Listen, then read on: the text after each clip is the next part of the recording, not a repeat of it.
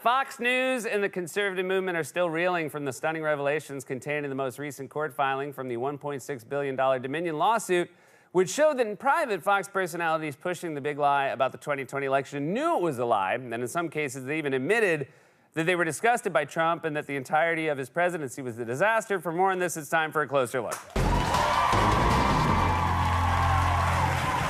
It feels like Republicans in Washington and on Fox News can't go a day without embarrassing themselves. They almost seem to enjoy it, like when they blew their chance to win back the Senate, thanks in part to vampire/werewolf enthusiast Herschel Walker, or when they made Kevin McCarthy sit through a Groundhog Day reboot to become Speaker, or when Marjorie Taylor Greene lost her mind at the State of the Union in a white fur collar like a lady screaming at a Little League game despite the fact that none of the kids are hers. You gotta catch that, Timmy! That kid's name isn't Timmy. Who is that lady? I can hear you whispering about me. I don't need to have a kid on the team to be here, Timmy. Does she think my name is Timmy? What is? Yesterday, for example, Oklahoma Senator Markwayne Mullin, a multimillionaire who owns a plumbing business as well as 2 first names, got into a tense exchange with the president of the Teamsters Union during a committee hearing chaired by Bernie Sanders. The hearing was about the growing influence of unions and the importance of allowing workers to organize without any illicit corporate union busting. And as you can see from this clip, I think it's safe to say unions are done taking crap from wealthy CEOs and their patrons in Washington. You talk about CEOs that are making all this money, and what do you make, Mr. O'Brien? What do you bring for that salary? What do I bring? Yeah, what job have you committed, or have you started? What job have you created? One job, other than sucking the paycheck out of somebody else that you want to say that you're trying to provide because you're forcing them to pay dues? No, we don't force anyone. Senator, you've asked the You're question. out of line. Let him man. answer Actually, the I haven't, question. and don't tell me I'm out of line. You are out of line. Don't tell me I'm out of line. Well, you frame. Don't tell me. You I'm frame. making a You statement. frame the statement. You need to like a shut tough your guy. mouth Yeah. because you don't know You're what gonna tell me to shut my mouth? Yes, Yeah. I did. Hold it. Yeah. Hold it. Yes, Tough guy. I'm not Senator, afraid of physical. Senator, You don't have hold to, it. but don't sit there and tell me I'm out of line. As far as my salary goes, my salary, if you follow me around, I actually look at this building. I bet you I work more hours than you do. Twice as many hours. That's impossible. But No, that's true. You Not- hold greedy CEOs that's like yourself not- accountable. You call me a greedy CEO. Oh, yeah, you There are. it is. You want to attack my salary, I'll attack yours. What go did you ahead. make? What did you make when you owned your company? When I made my company, I kept my salary down at about $50,000 a year because I invested every penny into it. Okay, all right. You mean you hid money? No, I didn't. Oh, hold on a second. Okay, go ahead. He said that's out of line. You said All right, I we're was out of we're line. even, we're even. We're not even. We're not even close to being even. You think it's smart? You think you're funny? No, you're not. You think you're funny. Listen, Mark Wayne Gacy, I can't remember. It's obvious. It's obvious from your accent you're from out of town. So as a New Englander myself, let me give you some advice. Don't ever say, "Do you think you're funny?" to a bald Teamster with a Boston accent. That's usually when the needle drops on a Dropkick Murphys song and the montage starts, if you get what I mean. And based on the face he's making, I believe he does think he's funny.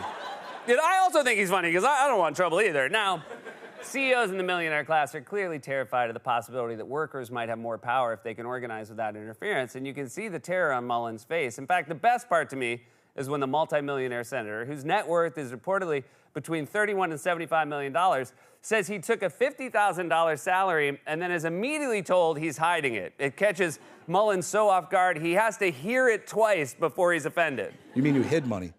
No, I didn't hide. Oh, hold on a second. It's like watching Mo Sislak realize there's no one at the bar named Mike Roch. Hey! Also, I love Bernie getting in the middle of that whole thing to restore. There's something very funny about referee Bernie. Whoa, whoa, whoa, whoa! I'm gonna say the same thing about this fight that I say about the big banks. Break it up! That clip once again exposes that the right's BS about standing up for the working class is all just a lie. Just like the lies they told over and over and over again about the 2020 election, which they knew were lies, as we've discovered from the nonstop avalanche of embarrassing revelations in the Dominion lawsuit against Fox News. Take Fox host Tucker Carlson, who we learned this week said in private not just that the stolen election lies were insane and that he hated Trump passionately, but that the entire Trump presidency was a failure. Thanks to the $1.6 billion defamation lawsuit filed by Dominion Voting Systems against Fox, we now know what Tucker Carlson really thinks about Donald Trump and about Donald Trump's presidency. Tucker Carlson said this about the Trump presidency. That's the last 4 years. We're all pretending we've got a lot to show for it because admitting what a disaster it's been is too tough to digest. But come on, there isn't really an upside to Trump. And look, I know he was never going to say that on camera, but it would have been so fun to see Tucker after the election being honest on TV like a shell-shocked basketball coach giving a post-game press conference after losing by 50 points. Hey, what was the biggest issue out there today, Coach? Oh.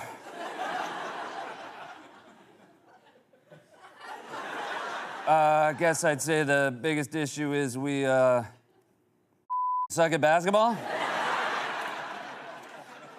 So Tucker admitted in private there was no upside to Trump. Now you tell, I was still waiting for infrastructure week. What about all his promises, like great jobs or great health care or a great big wall? What about the free hats? Oh, God, were the hats not really free? It's such a stunning admission that undercuts the entire premise of the Trump presidency and the devil's bargain the conservative movement has made with him. It exposes their entire project as a sham and a fraud. They debased themselves for a guy they were personally disgusted by, and at the end of it, they admitted they had nothing to show for it. It was all a lie, and they all knew it, and now it's all coming out. In public, they were shilling for Trump, but in private, they were saying... You're out of line, man. The latest example of a GOP election denier caught lying is former Trump campaign attorney Jenna Ellis. You might remember her from that infamous press conference where she stood next to Sidney Powell and Rudy Giuliani while he leaked hair dye live on television. And look, I'm not saying it's the worst thing Jenna Ellis and Sidney Powell did that day, but how come neither of them stepped in when their friends started to melt? At least grab a fan or a bucket or something. If that press conference had gone on any longer, Rudy would have ended in a puddle on the floor. Quick, someone pour me in a soda can and take me to my next press conference. Just not a Diet Coke. I don't want the boss to drink me. In fact, Ellis followed Rudy around on his tour of swing states where he claimed the election was stolen, including that time Trump called in on speakerphone and she held up that phone to the mic so Trump could ramble incoherently. I'm in the Oval Office right now, and it's very interesting to see what's going on. And this was an election that we won easily. We won it by a lot. Anybody watching television the night of the election was saying, wow, I was called by the biggest political people. Congratulations, sir, on a big win. And all of a sudden, ballots were dumped all over the place, and a lot of horrible things happened. Very weird things happened, but they're not weird to professionals, and they're not weird to Dominion and other people that operate machines, and they're not weird to the people that handle the ballots where they were flooding the market. People were getting 2 and 3 and 4 ballots in their home. People that were dead were signing up for ballots. Not only were they coming in and putting in a ballot, but dead people were requesting ballots. Trump always talked like he was trying to distract bank security while Danny Ocean broke into the vault. And now if I wanted to open a checking account, would the fees be higher than with a savings account? Come on, Danny, we're running out of time. As you heard there, one of Trump's deranged claims was that dead people were requesting ballots, and the hosts on Fox were all watching and taking their cues again, even though they were privately complaining about how insane it was. For example, according to the New York Times, about a week after the election, Tucker Carlson reportedly asked his producers, quote, "Do we have enough dead people for tonight?" I will say Tucker often has the expression of a man who has just been told by a child, "I see dead people." Watch. I see dead people.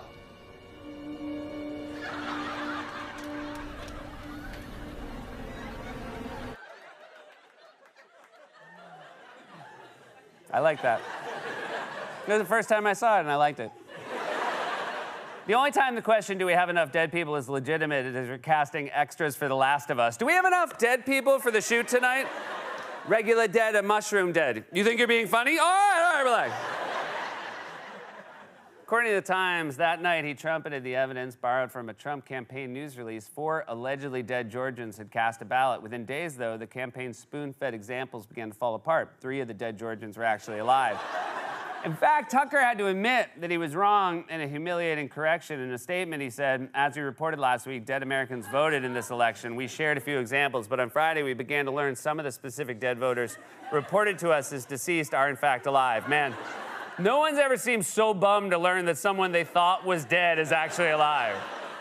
He sounds like a guy who poisoned his wife for insurance money and then ran into her at the country club. Oh, Deborah! You're here. Didn't Jeeves make you your martini last night? Damn it, Jeeves! You lost your nerve, man! They all knew this was a ridiculous lie, but they fed it to their viewers anyway because they were terrified of losing their audience. Sean Hannity wrote in one text, "You don't piss off the base," and in another, a Fox producer wrote to host Maria Bartiromo, "To be honest, our audience doesn't want to hear about a peaceful transition." That's the key right there. That explains it all. Fox's audience doesn't want to hear the truth, so Fox chose not to tell them. Fox News doesn't deliver the news. They take requests and do their best to fulfill them. They're basically overpaid wedding DJs. What? What do you want? Crooked voting machines? All right, I'll try to get it in after the electric slide.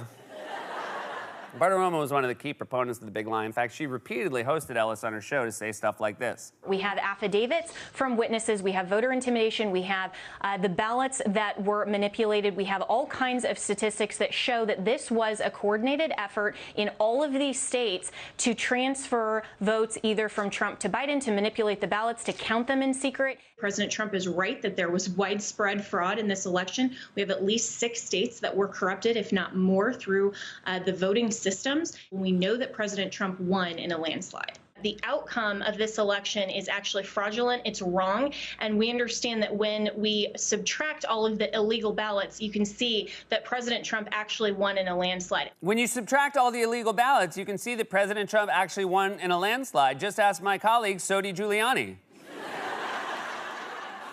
Well, it will not shock you to learn that just like everyone else at Fox, Ellis was also lying. Ellis admitted in a sworn statement released on Wednesday that she had knowingly misrepresented the facts and several of her public claims that widespread voting fraud led to Trump's defeat. And specifically, the filing lists all of the Ellis quotes we just showed you from Fox News. How does this keep happening? We keep getting new court filings where everyone from Trump's legal team to his closest allies on Fox News all admit they were full of shit. It's only a matter of time before we see a leaked text from Trump himself that said, "Just saw myself on Fox and Friends. What the am I talking about?